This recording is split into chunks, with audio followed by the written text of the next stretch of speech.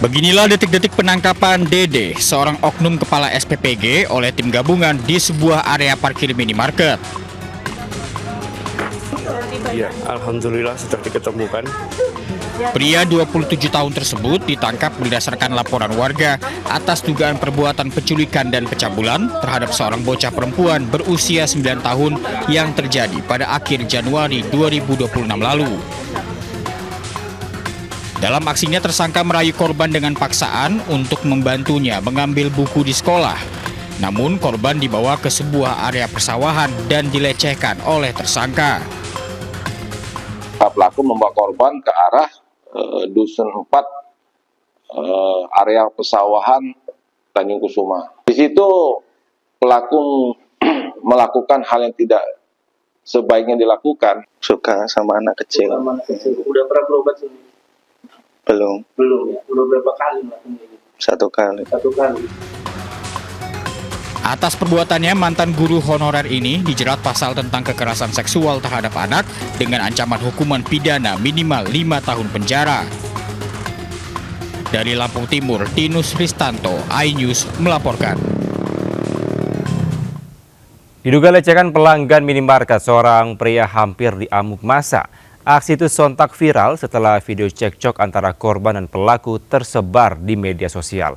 Sementara itu, aksi bullying disertai pengeroyokan kembali menggemparkan dunia pendidikan di kota Cirebon, Jawa Barat. Coba ada gunting sampai sekarang. Bagaimana duduk perkaranya nih?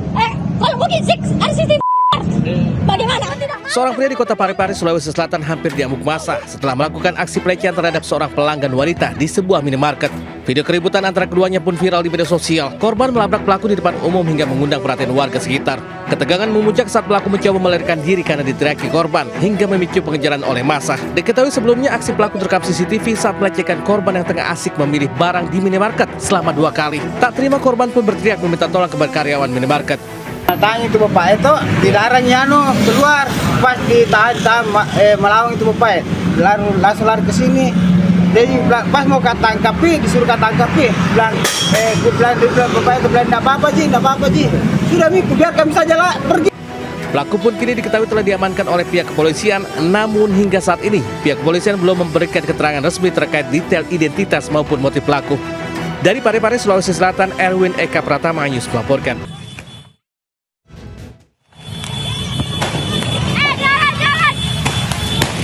Aksi gerombolan remaja yang berkonvoy dengan sepeda motor menghujani pemukiman warga di RW 1 Sunter Agung, Tanjung Priok, Jakarta Utara dengan petasan terekam video amatir.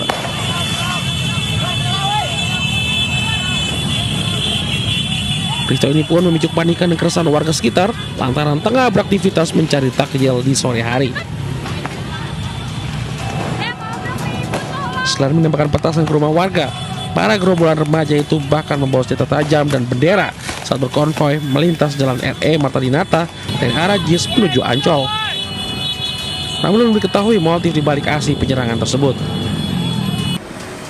Guna mengantisipasi peristiwa serupa kembali terjadi, warga berharap polisi gencar melakukan patroli terhadap gerombolan remaja yang sering berkonvoy di bulan Ramadan.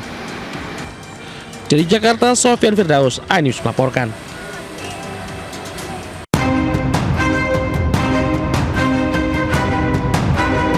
Warga di Jalan Biduri, Johar Baru, Jakarta Pusat dihebohkan percobaan aksi pencurian sepeda motor di sebuah tempat indekos.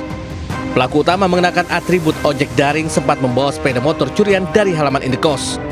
Namun aksi mereka gagal karena dipergoki 2 pemuda yang ternyata sudah mengawasi mereka dari lantai 2 rumah. Sempat terjadi baku hantam hingga salah satu pelaku mengeluarkan senjata tajam. Karena terpojok, 2 pelaku berupaya kabur, namun mereka akhirnya bisa diringkus dan menjadi sasaran amuk warga. Setelah babak belur menjadi bulan-bulanan warga, kedua pelaku kemudian diserahkan ke Polsek Johar Baru.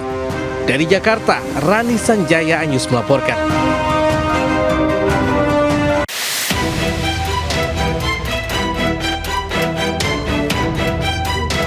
Di Kampung Bulak Klender, Duren Sawit, Jakarta Timur, 2 pencuri terekam kamera pengawas saat berupaya menggasak sepeda motor. Warga yang menyadari aksi pelaku langsung berupaya menangkap pelaku. Namun salah satu di antara mereka melawan hingga sempat terjadi baku hantam.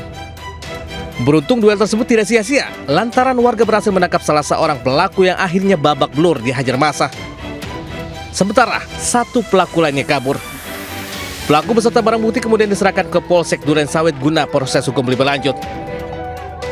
Dari Jakarta, Rio Manik, iNews melaporkan.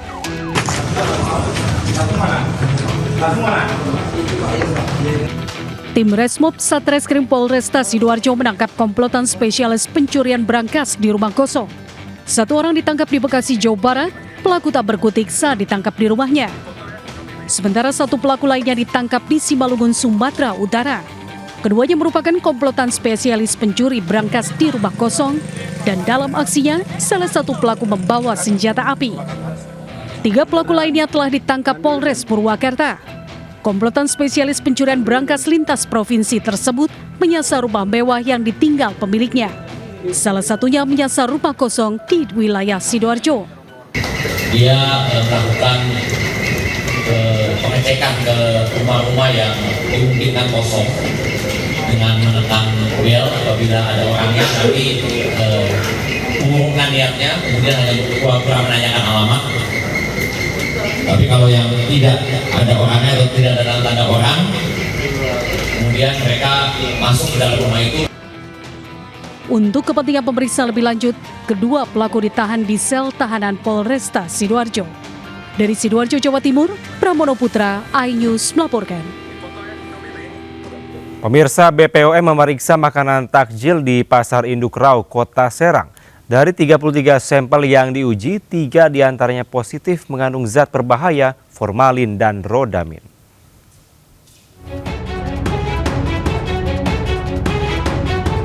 Petugas gabungan secara acak mengambil sampel berbagai jenis makanan di Pasar Induk Rau, Serang, Banten. Total sebanyak 33 sampel diuji, diantaranya tahu, cincau, sotong hingga bakso.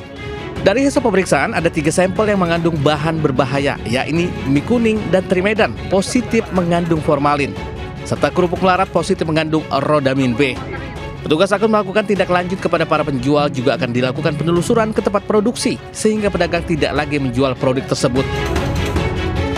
Melakukan tindak lanjut kepada penjualnya supaya tidak menjual lagi. Ya, kalau misalnya tidak mau menjual, nanti kita akan amankan. Kemudian kita akan melakukan penelusuran di mana nanti tempat produksinya supaya nanti di stop dari tempat. Bahan berbahaya tidak boleh digunakan dalam makanan karena dapat memicu berbagai gangguan kesehatan. Bahkan dalam jangka panjang dapat memicu kanker dan beresiko menyebabkan kematian. Petugas pun menghimbau masyarakat agar lebih berhati-hati dalam memilih makanan. Dari Serang, Banten, Mahesa Apriandi, iNews melaporkan.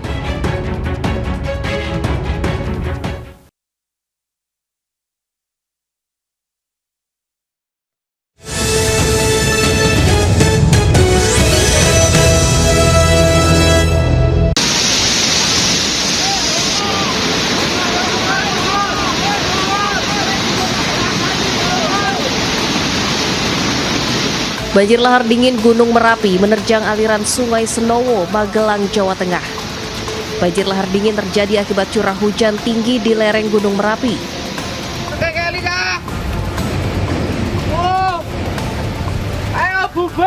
Sejumlah fasilitas umum rusak, jalan antar desa terputus, dan jembatan tergenang lahar dingin. Hingga saat ini ditemukan 1 korban meninggal dunia dan 6 luka-luka, sementara 4 lainnya dilaporkan hilang. Tim gabungan akan melakukan pencarian dan penyisiran di jalur Sungai Senowo. Kalau kerusakannya yang jelas pasung. Ini ada jalan, jembatan, rumah, warung. Ini sudah hanyut. Terus korban kendaraan bermotor, truk, itu akses jalan terputus. Ini ada 2 dusun yang terisolir ya. Pemerintah menghimbau warga untuk segera menjauhi lokasi jika terjadi hujan terus-menerus dan selalu mengikuti informasi terkait perkembangan Gunung Merapi. Dari Magelang, Jawa Tengah, Puji Hartono, iNews melaporkan.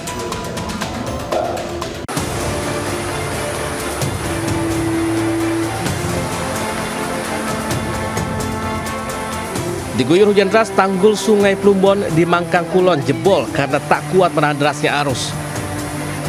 Jebolnya tanggul sepanjang 30 meter dengan ketinggian 2 meter itu menyebabkan banjir di permukiman warga yang bersebelahan dengan aliran sungai. Untuk meringankan beban masyarakat, petugas Dinas Pekerjaan Umum dibantu aparat TNI dan Polri membersihkan endapan lumpur di rumah warga serta pondok pesantren. Baru berapa menit langsung mendengar juara pun udah ini mau nutup pintu pun nggak mampu, air masuk sampai dalam rumah segini. Ini motornya semua tenggelam semua itu. Selain penanganan darurat, Dinas Pekerjaan Umum bersama instansi terkait juga akan membersihkan alur sungai dari tanaman keras yang berpotensi merusak konstruksi tanggul dan normalisasi sungai pada awal tahun depan. Dari Semarang, Jawa Tengah, Wisnu Wardana News melaporkan.